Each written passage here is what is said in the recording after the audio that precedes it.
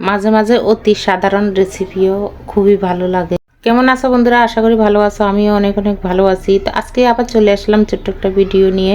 আশা করি ভালো লাগবে। ভালো লাগলে লাইক কমেন্ট শেয়ার করে আমার পাশে থাকবে। তো যারা যারা প্রতিনিয়ত আমাকে সাপোর্ট করে যাচ্ছ তাদেরকে অসংখ্য অসংখ্য ধন্যবাদ। তো দেখতে পেলে আমি প্রথমে কচু কেটে ধুয়ে ভাবিয়ে নেব, সেজন্য কড়াইতে দিয়ে দিলাম। এখানে মাছের মাথা আর 3 পিস মাছ আছে। তো এই কচুর ছড়ার ভিতরে দিয়ে দেব। তো তোমরা কে কি নামে এই কচু চিনে থাকো সেটা আমাকে অবশ্যই জানাবে। তো এখানে মাছ প্রথমে ভেজে নিতেছি। তো এটা হচ্ছে লোহার কড়াইয়ের ভিতরে, এই কড়াইয়ের ভিতরে মাছ ভাজক মানে ভাজা পোড়া এত ভালো হয় জানি, মানে লেগে যায় না, ভাজি করতে অনেক আমার সুবিধা হয়। তো আজকে লোহার ছোট্ট কড়াইয়ের ভিতরে সবগুলো ভাজি আমি করে নেব। মাছ ভেজে নিলাম, মাছের মাথাগুলো ভেজে নিতেছি। তো কচু ভাপানো শেষ, আমি তুলে নিলাম কচুর মুখে। আমার কাছে এভাবে ভাপিয়ে রান্না করলে একদম আলুর তরকারির মতন মনে হয়।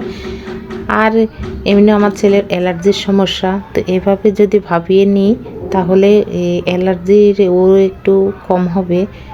আর অনেক দিনই আমার ঘরে কচুর মুখে আজকে নিয়ে আসলো। তো একদম সাধারণভাবে এই রান্নাটা করতেছি। তো তোমরা দেখতে থাকো প্রথম থেকে শেষ পর্যন্ত। তো এই যে দিয়ে দিলাম ফোড়নে জিরা, টমেটো।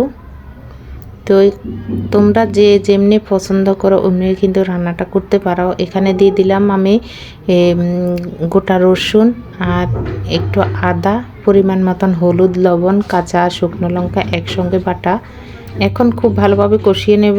তোমরা কে কীভাবে এই কচুর মুখী রান্না করো অবশ্যই আমাকে জানাবে। তো আজকে আমি অতি সাধারণভাবে রান্নাটা করব। তোমরা দেখলে যে কেউ রান্না করতে পারবে।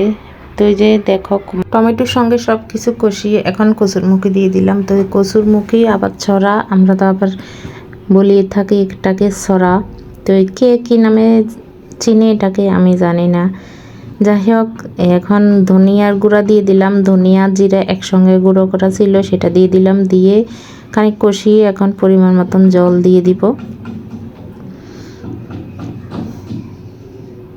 জলটা ফুটে আসছে, এখন এখানে মাছের মাথা আর 3 পিস মাছ দিয়ে দেব। এখন কিন্তু আমি ঢাকনা দিয়ে বেশ কিছুক্ষণ রেখে তারপরে নামিয়ে নেব।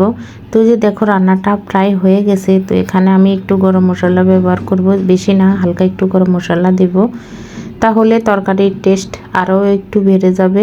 আর তোমাদের যদি ইচ্ছা না থাকে তাহলে নাও দিতে পারো, আমি দিচ্ছি, আমার কাছে ভালো লাগতেছে।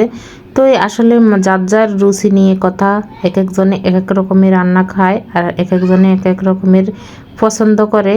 তো আমি যেহেতু তোমাদের সঙ্গে রেসিপিগুলো শেয়ার করি, তো সেজন্য আমি এক এক রকম এক এক দিন রান্না করার চেষ্টা করি, তোমাদের যেহেতু ভালো লাগে। তো রান্নাটা হয়ে গেছে, দেখতে পেলে গরম মশলা দিয়ে নামিয়ে নেব। তেল উপর দিয়ে দেখো ছেড়ে আসছে, তরকারিটা বোঝাই যায় কালার দেখে, খুবই সুন্দর কালার আসছে।